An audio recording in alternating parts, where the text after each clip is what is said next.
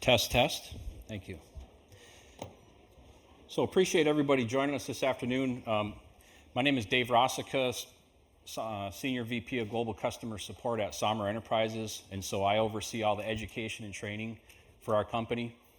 Accompanied here today by Greg Meyers, CEO of Forge Effect Simulations. And so I wanted to have a little bit of a practical talk about a project that we presently have in motion. And so a lot of verbiage here, but just from a very high level. Sommer Enterprises is about a 38-year-old company, and the machinery that we produce is specialized in leveling concrete. So you may not be familiar with the name, you may not be familiar with the product, but really what it does is, so as in a large commercial flooring application, the machine comes in and levels out the concrete. So if you've ever been in a Walmart or a Costco, or you buy things from Amazon, these very large commercial scale floors are installed using our machines.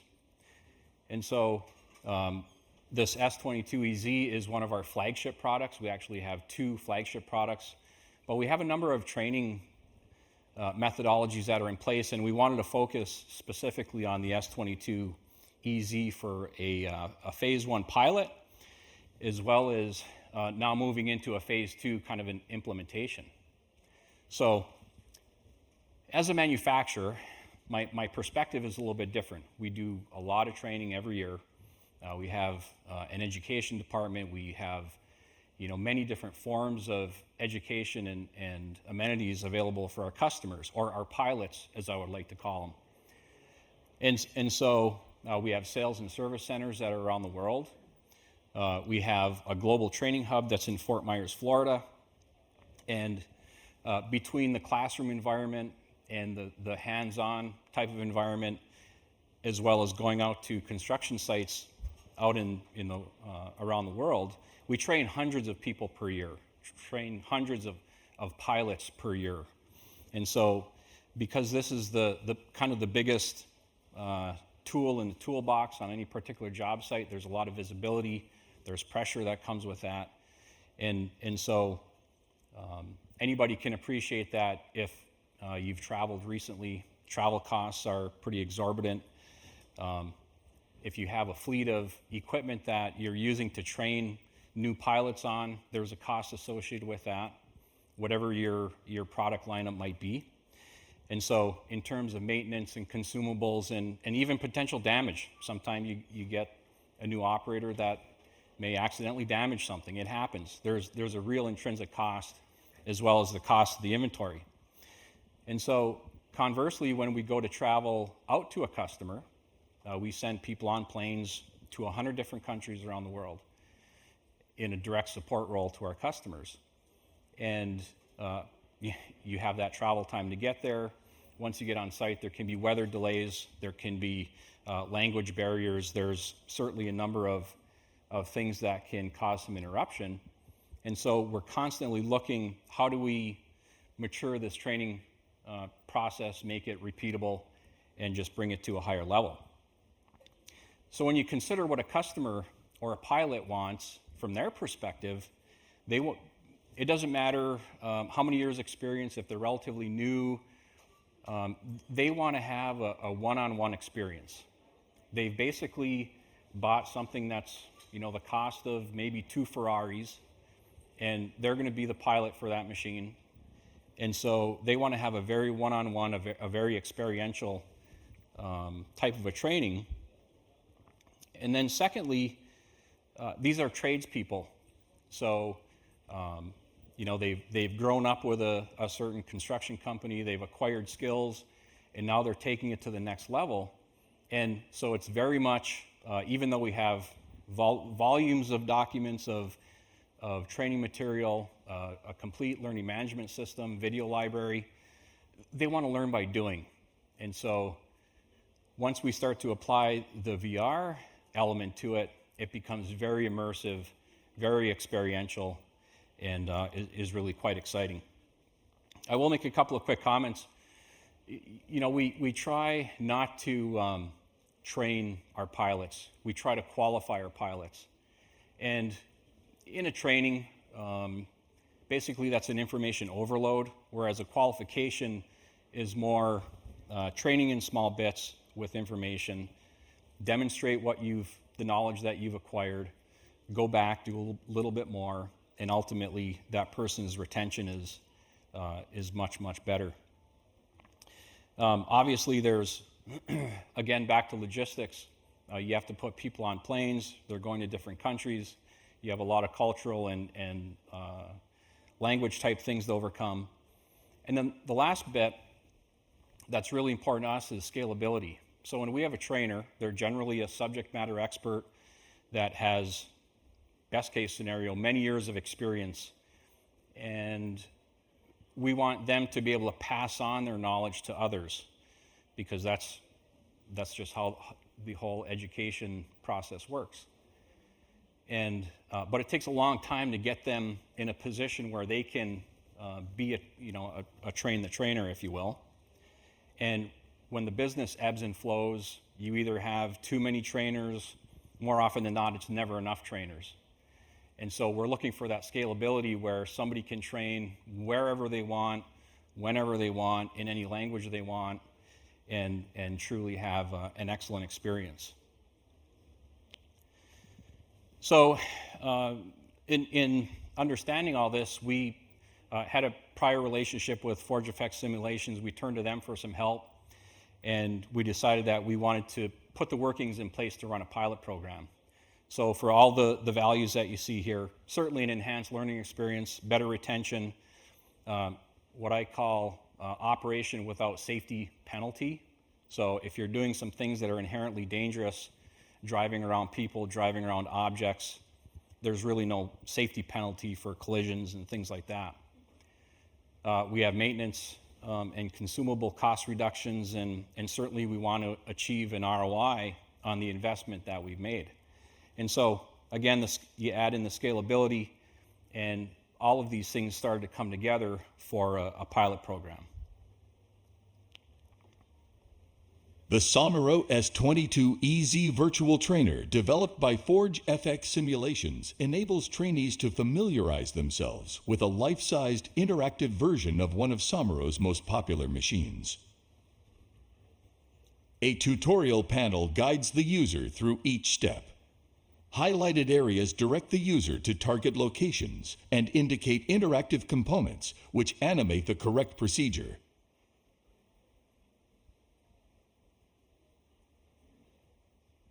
Hand tracking and teleportation functionality provided by the MetaQuest platform allow the trainee to move anywhere around the machine. The MetaQuest controllers emulate the cockpit joysticks, adding muscle memory training to the holistic learning experience. Audio plays a major role in this training simulator. The instructions are narrated to assist with comprehension. To start the engine, rotate the key in the ignition to the furthest right. Machine sounds, such as the screed engine and horn, help the trainee become accustomed with startup and safety protocols, providing realistic, memorable training while ensuring operator safety. The Somero S22EZ Virtual Trainer, developed by Forge Effects Simulations.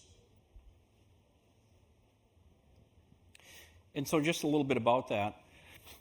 Some of the panels that you see that are around in the operator's perspective, those are directly linked to our parts books and operators manuals. And some of the verbiage, we can pull up videos from our video library of our learning management system. So it's a very interactive, you have a lot of information at your fingertips. It's information certainly coming together. So one of the things that we learned out of this pilot was that we could take groups of folks that really had no experience with the equipment. They had an understanding of what it does, and from a very large scale. But we were able to put them through the VR training, and then very quickly they were able to develop the muscle memory, have the retention to be able to actually go out and operate a machine. So it was really cool from a development standpoint. So now we start thinking about next phase, and we're in the midst of a phase 2 project, which will be much more exhaustive. That's set to come together and be released in the fall of 24. So we're just working on establishing metrics for uptake, retention, things of that nature, and moving into that feedback loop where we promote heavily. We get the product out to customers, pilots, if you will, and then they provide their feedback on, does this work for them? Does this give them the skills that they need to be successful? Ultimately, we'll keep moving in the direction of next step decisions.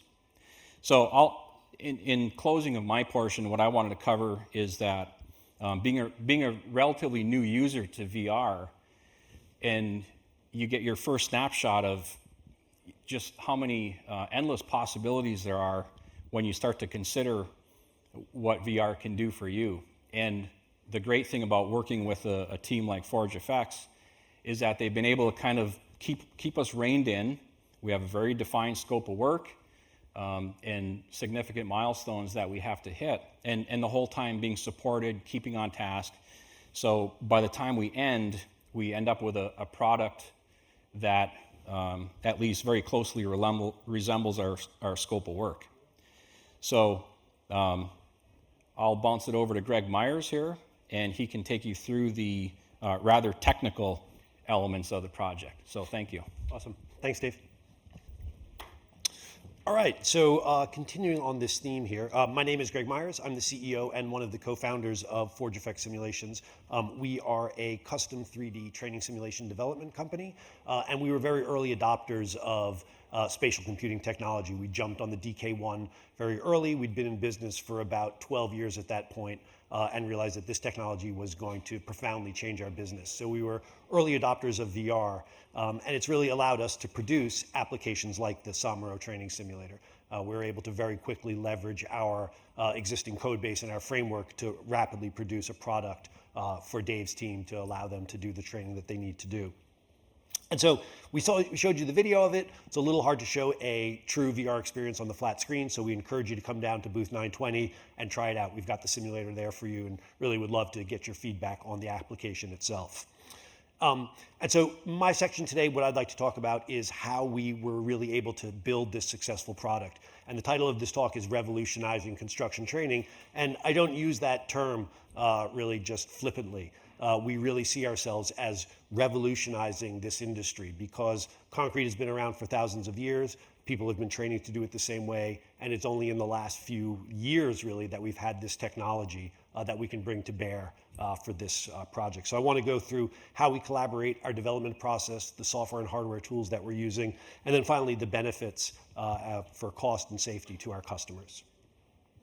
So first of all, we always integrate our customers' subject matter experts with our team. So Dave's subject matter experts from Somero work directly with our programmers and artists because we are simulation expert developers. We know how to do that, but we don't really know anything about the construction industry and the concrete leveling industry. So we really need those subject matter experts to work in concert with us. And then data collection and analysis. So we do a ton of data collection on all of the different pieces of equipment. So we go to the facility, we drive the equipment, we take all their operators' manuals and users' manuals and really study that so that the digital replicas we create closely match Dave's equipment. And then finally, our agile development methodology. I'll jump into this one a little bit more. This is really what keeps our team going. So every 2 weeks, and I think my mic just cut out. Yep, my mic just cut out. Little green light went off. I'll trade it to Dave. Use the what? I think the lectern works. Lectern mic? Okay.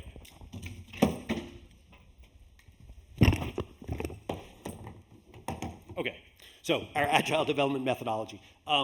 So what we do is every 2 weeks, we break the entire project up into these 2-week sprints that allows us to develop the project and put an actual functional build of the product in our users' hands. This allows them to analyze where we are and then course correct. So the requirements document may say one thing, but then once the client gets their hands on it, they may realize that this is what they asked for, but it's not actually what they need. And so our process allows us to course correct so that the final product closely matches what they actually need. And so what we're developing are highly immersive, high fidelity 3D graphics. So our team are 3D graphic specialists. We specialize in the development of 3D content specifically for simulation-based training applications. And so we create 3D models, we create textures, we create all the necessary assets to produce. And what you're seeing there is the pilot's chair from this piece of equipment. And then the other side of the house are game programmers. So we use video game technology in order to produce all of our applications. There's a lot of crossover between video games and training simulators. And so we co-opt that technology and use 100% non-proprietary tools. This allows our clients to hopefully stay with us for a long time. But if for one reason or another they want to find another vendor, they can pick up the code base, find another vendor. There's nothing proprietary. They're not tied to us long term. And then the thing that sets us apart is that we've been in business now for 22 years. And over that time, we have built a simulation training domain-specific framework. This is our trademarked Forge Sim code frame, our framework. And what it contains is lots of different components that all of our simulators end up sharing. So rather than having to start from scratch, we use our intellectual property to rapidly produce the content that we'll need for all of our different simulators. So it allows our customers to take advantage of our previous experience to get their product to market very fast. And then hardware. So obviously we need to choose a hardware manufacturer to deploy our hardware on. We are Meta technology partners, and we are also big fans of their products. Meta controls 90% of the VR market share. And so when we're choosing a device to support, we obviously want to choose a device that has a wide spread of permutation into the industry. ByteDance's Pico is second in the market, and they only have a 4.5% share. And then all the other headsets combined have about a 5% share. So you can really see why we choose a product like Meta's hardware. In addition, they have a mobile device management system, MetaQuest for Business, which really allows us to offer a system to our customers where they can manage devices, manage users. There's a lot of security protocols. So it really gives them an end-to-end solution for not only the device, but the device management solution as well. And so all of this comes together, and we're able to produce a digital replica of the machine. We're able to offer portable deployment. We support networked multi-user support, so operators can join from all different areas of the world, not have to have an actual piece of equipment. And all these things come together, but what I really want to talk about today are the benefits to our clients, right? So through increased engagement and through immersion and interactivity and gamification and lack of distraction, we are able to deliver highly immersive, increased knowledge areas. So we're able to deliver a package that really gives this knowledge to someone in a way that is unlike any other medium. There's no distraction, they're highly immersed, and they're interacting with it. And what this leads to is a very cost-effective training program, and it also removes the safety hazards from a lot of the training applications, which sometimes can be dangerous. And so this is what I'd like to jump through for the rest of my talk and dig into this a little bit. And so Dave spoke a little bit about the fact that they have to train hundreds of users every year. And given all of the costs of travel and flights and lodging, this ends up being a lot of money every year that they spend. And so we are anticipating that at a moderate cost savings, within 3 years, we're expecting to get ROI from the simulator. So within about 3 years of deploying the application, Somero should start to see a return on their investment. And so digging into cost efficiency a little bit more, traditional training is very expensive. Like we were mentioning, you require physical machines, you require consumables to burn, you have to get everybody in the same place. It's a very, expensive, time-consuming process. By using virtual reality training simulators, we remove all of those obstacles, significantly lowering the cost. And then, like Dave was saying, there is a lot of damage that happens to equipment during training. You've got inexperienced operators operating, very expensive equipment. If we can remove some of that damage that they're doing to those machines, reduce the wear and tear, you increase the longevity of the machines, and again, reduce your training costs. Also downtime. I've been to so many training sessions where I see, we've got one machine and one trainer, and I've got a dozen trainees. One guy's on the machine, one guy's watching, two guys are drinking coffee, someone's on their phone, and I don't know where the other three guys are. The ability to have on-demand training means that one person can be on the real machine and all my other trainees can be in headsets doing training. They can also take that with them. They can be on the plane doing it. They can be in their kitchen. It really removes that physical barrier to training. And then we've noticed that there is a faster skill acquisition in VR. I've got some statistics that I'll share with you from the PricewaterhouseCoopers study, but we found that skills can be acquired 25% faster in a dedicated VR simulator than they can in the real world. And so having a flexible training program is also something that really reduces costs. So once the application is in place, like Dave was saying, we've got this roadmap where we're going to be adding new pieces of equipment, new scenarios, new features, and those cost increments are very minimal compared to the initial investment of the simulator. So once the simulator is in place, adding additional modifications is very cost efficient and a lot less expensive. And then repeating the training. So once we've built the application, a pilot can go through that training a dozen times, 100 times, as many times as they want, and there's no additional cost. Whereas if I was to put that user through physical training, I would have to incur that same cost again. This is a statistic from that PricewaterhouseCoopers study that I found quite interesting. We're talking about scalability, right? We're working for big companies here. We're not talking about distributing 5 headsets, 10 headsets. We're talking about distributing thousands of headsets. And so this is something that becomes an advantage to us when we're talking about cost efficiency. This study revealed that at 375 VR learners, you've got cost parity with classroom training.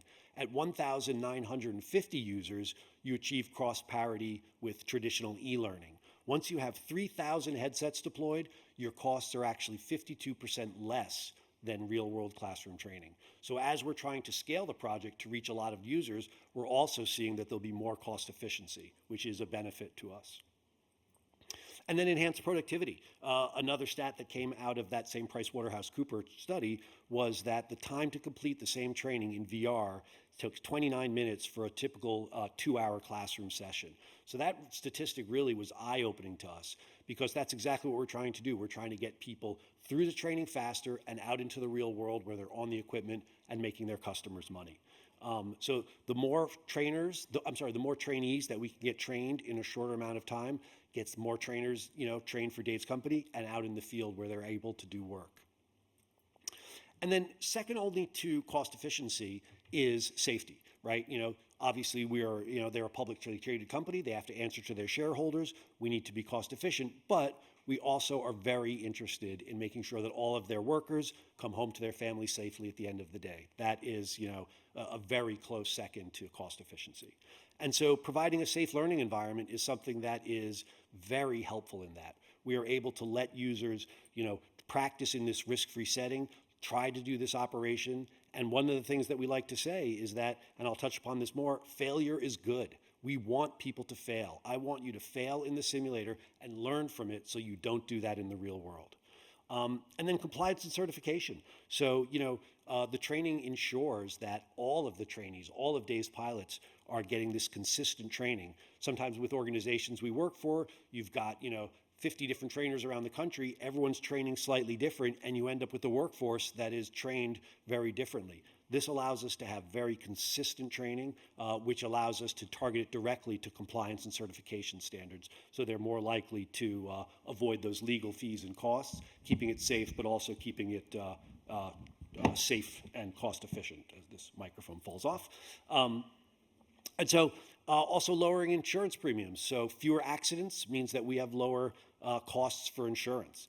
Same thing with avoidance of fines and penalties. If I have a poorly trained workforce and they're making lots of mistakes and accidents, we're going to be getting lots of penalties and fines. So by staying safe, we're also reducing our overall costs.